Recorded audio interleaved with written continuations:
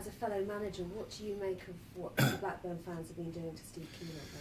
Well, I went to the game against Bolton, and I came out at half-time. I didn't tell anyone, but I came out at half-time because I thought it was wrong. I thought that, when you've got a local derby like that, whether they like Steve or dislike Steve, whether they like the owners or dislike the owners, the one thing you expect supporters to do is support their football club.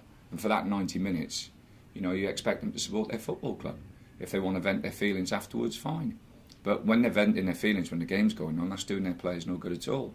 It's doing Steve no good.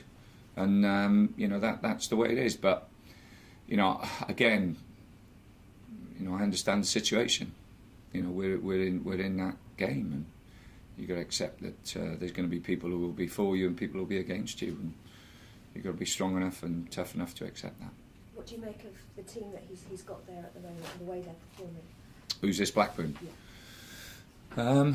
No, they've got enough players, I think, to have a good chance of staying up. Can I just ask you something else? Alex Ferguson, we've done it before with plaudits for him, but he's 70 this weekend.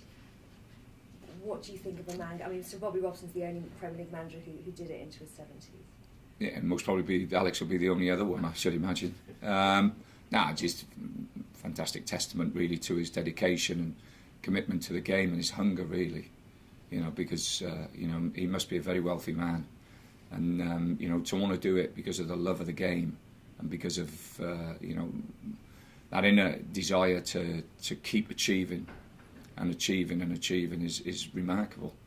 And he is a remarkable man in that respect, and like I said before, I don't think people will actually give him the credit that he deserves until he's left Manchester United. Then I think people will stand up and look at his record and say, he's one of the greatest of all time.